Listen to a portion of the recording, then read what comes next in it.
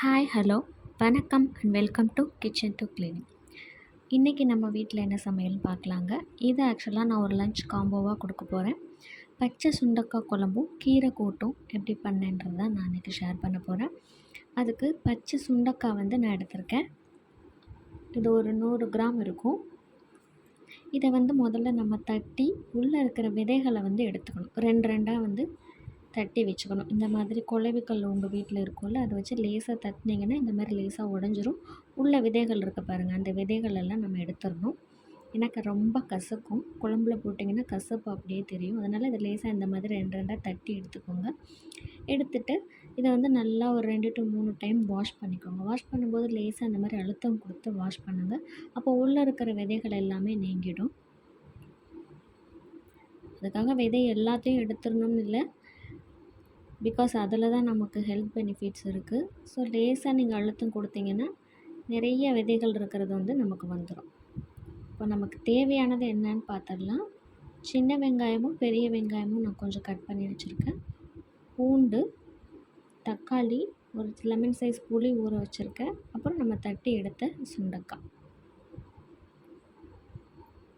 இப்போ அடுப்பில் கடாயை வச்சுட்டு ஒரு 4 ஸ்பூன் நல்லெண்ணெய் சேர்த்துக்கோங்க.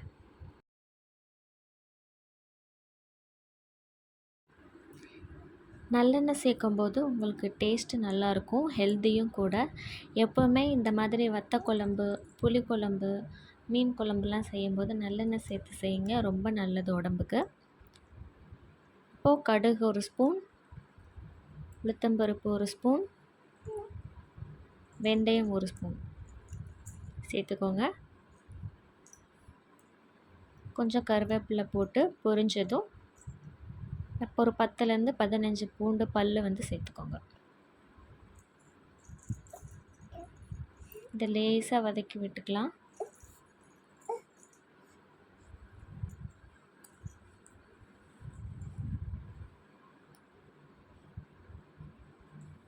இப்போ பூண்டு லேசாக வதங்கினதும் நம்ம வெட்டி வச்சுருக்க வெங்காயத்தை சேர்த்துக்கோங்க.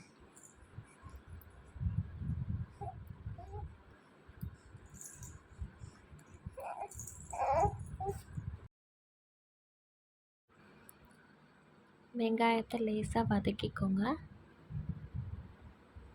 வெங்காயம் சீக்கிரம் வதங்கணும்னா கொஞ்சமாக உப்பு போட்டுக்கோங்க.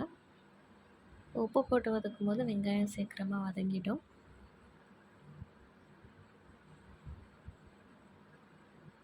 இப்போ வெங்காயம் ஓரளவு வதங்கிடுச்சு. இப்போது நம்ம வெட்டி வச்சுருக்கிற 2 தக்காளி சேர்த்துக்கலாம்.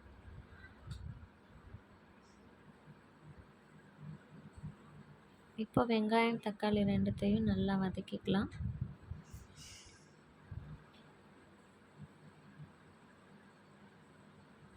இது நல்லா சுருண்டு வதங்கணும். மூடி போட்டு வதக்கிக்கோங்க. ஸோ இந்த மாதிரி நல்லா சுருண்டு வதங்கி வரும். எப்போவுமே வெங்காயம் தக்காளி நம்ம நல்லா வதக்குனா தான் குழம்பு திக்காக இருக்கும். இல்லைன்னா தனித்தனியாக வெங்காயம் தக்காளிலாம் தெரிகிற மாதிரி இருக்கும். இப்போது குழம்பு மிளகாத்தூள் ஒரு 3 ஸ்பூன் நான் சேர்த்துக்கிறேன். உங்கள் காரத்துக்கு ஏற்ற மாதிரி நீங்கள் சேர்த்துக்கோங்க. இதையும் லேசாக வதக்கிக்கோங்க. மசாலா நம்ம எண்ணெயில் வதக்கும்போது சீக்கிரமாக குக் ஆகிடும். அந்த மசாலாவோட ரா ஸ்மெல்லும் நமக்கு வராது.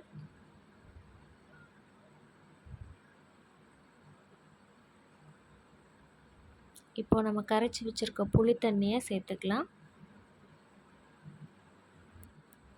புளி தண்ணி சேர்த்துட்டு நல்லா கலந்து விடுங்க. கலந்து விட்டுட்டு அடுப்பை ஹை ஃப்ளேமில் வச்சு புளி தண்ணியை நல்லா கொதிக்க விடுங்க. எப்போவுமே புளி குழம்பு, வத்த குழம்பு, மீன் குழம்புலாம் வைக்கும்போது புளி தண்ணி சேர்த்துட்டு நீங்கள் நல்லா கொதிக்கிறதுக்கு டைம் விடணும். அப்போ தான் அந்த புளியோட ராஸ்மெல் போகும். இல்லைன்னா புளிப்பு அதிகமாக இருக்கிற மாதிரி இருக்கும் குழம்புல. இப்போ பாருங்கள், புளி தண்ணி நல்லா கொதித்து வற்ற ஆரம்பிச்சிருச்சு. இந்த ஸ்டேஜில் நம்ம தட்டி வச்சுருக்கோம்ல பச்சை சுண்டக்காய், அதை சேர்த்துக்கோங்க. சேர்த்துட்டு நல்லா கிளறிக்கோங்க. இப்படியே நீங்கள் சுண்டக்காய் ஒரு 5 நிமிஷம் வேக வச்சுட்டு இறக்கி சாப்பிடலனாலும் சாப்பிடலாம். ஆனால் இன்றைக்கி நான் தேங்காய் அரைச்சி சேர்க்க போகிறேன். தேங்காய் அரைச்சி சேர்க்கும்போது உங்களுக்கு இன்னும் டேஸ்ட்டு நல்லாயிருக்கும். இப்போ காய்க்கும் சேர்த்து நீங்கள் உப்பு செக் பண்ணிவிட்டு போட்டுக்கலாம். தேங்காய் வந்து 2 பத்தை எடுத்திருக்கேன். தேங்காய் மட்டும்தான், வேறு எதுவும் நான் சேர்க்கலை. ஸோ தேங்காய் 2 பத்தை தேங்காவை நல்லா பேஸ்ட் மாதிரி அரைச்சி எடுத்துக்கோங்க. இப்போ பாருங்கள், காய் நமக்கு ஒரு 70% வெந்திருக்கு.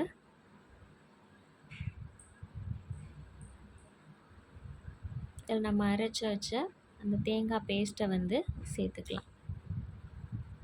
கொஞ்சமாக ஒரு 1/2 கிளாஸ் மட்டும் தண்ணி சேர்த்து மிக்சியை கழுவி அந்த தண்ணியும் நான் சேர்த்துக்கிறேன். தண்ணி நிறையா வேணாம், அப்புறம் குழம்பு உங்களுக்கு தண்ணியாக இருக்கிற மாதிரி தெரியும். கொஞ்சமாக ஒரு 1/2 கிளாஸ் மட்டும் சேர்த்துக்கோங்க. தேங்காய் அரைச்சி சேர்த்ததும் ஒரு கொதி மட்டும் கொதிக்க விடுங்க. அடுப்பை வந்து மீடியம் ஃப்ளேமில் வச்சுக்கோங்க. தேங்காய் சேர்த்ததும் ஹை ஃப்ளேமில் வைக்க வேணாம், ஒரு மாதிரி திரிஞ்சு போயிடும்.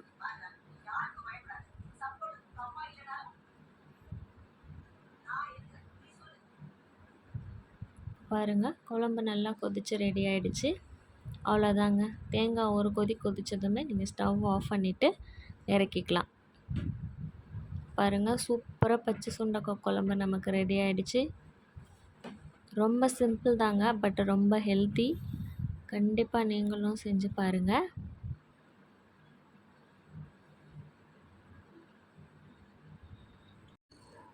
அடுத்தது அரைக்கீரை கூட்டு எப்படி பண்ணேன்னு பார்க்கலாம் வாங்க.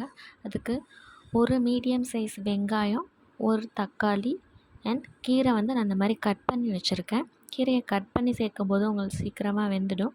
முழுசாக போட்டிங்கன்னா இலையெல்லாம் முழுசாக இருக்கிற மாதிரி தெரியும். ஸோ அரைக்கீரை, தண்டைக்கீரையெல்லாம் இந்த மாதிரி வெட்டி நீங்கள் வந்து வேக வச்சுக்கோங்க. இப்போது பாத்திரத்தில் வந்து எண்ணெய் சேர்த்துக்கோங்க. ஒரு 3 ஸ்பூன் சமையல் எண்ணெய் தான் சேர்த்துருக்கேன். கடுகு 1 ஸ்பூன், உளுத்தம்பருப்பு 1 ஸ்பூன், நம்ம வெட்டி வச்சுருக்க வெங்காயம் சேர்த்துக்கிறேன். வெங்காயத்தை சேர்த்துட்டு நல்லா வதக்கிக்கோங்க.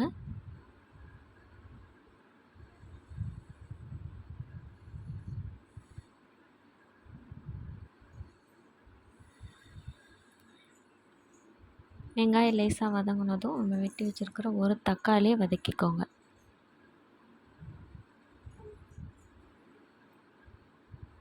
மூடி போட்டு வேக வைக்கும்போது சீக்கிரமாக வெந்துடும். ஸோ இப்போ ஓரளவுக்கு வெந்திருக்கு.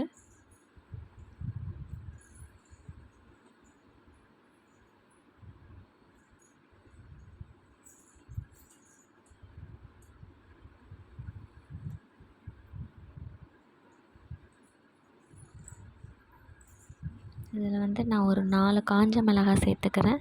காஞ்ச மிளகாய் வந்து நீங்கள் கடுகு உளுத்தம்பருப்பு தாளித்ததுமே சேர்த்துருக்கணும். நான் மறந்துட்டேன், அதனால் இப்போ சேர்த்துருக்கேன்.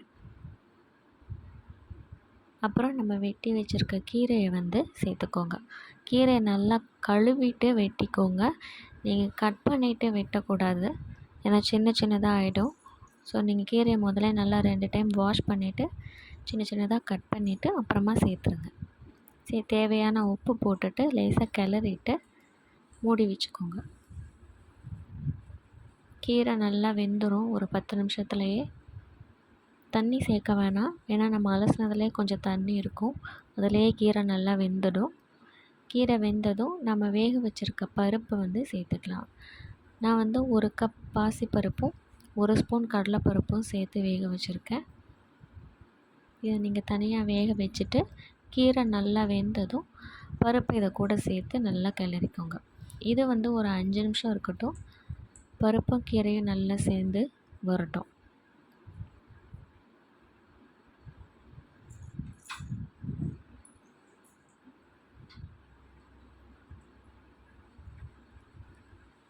அவ்வளோதாங்க. இப்போ பருப்பும் கீரையும் நல்லா சேர்ந்து வந்துருச்சு.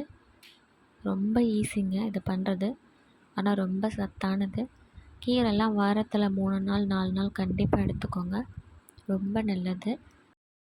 அவ்வளோதாங்க, சூப்பரான கீரை கூட்டு ரெடி ஆகிடுச்சு. நீங்களும் இதை போல் ஹெல்த்தியாக சமைச்சு ஹெல்த்தியாக இருங்க. தேங்க்யூ. மறக்காமல் சேனலை சப்ஸ்கிரைப் பண்ணிவிடுங்க. கூடவே பக்கத்தில் இருக்க பெல் பட்டன்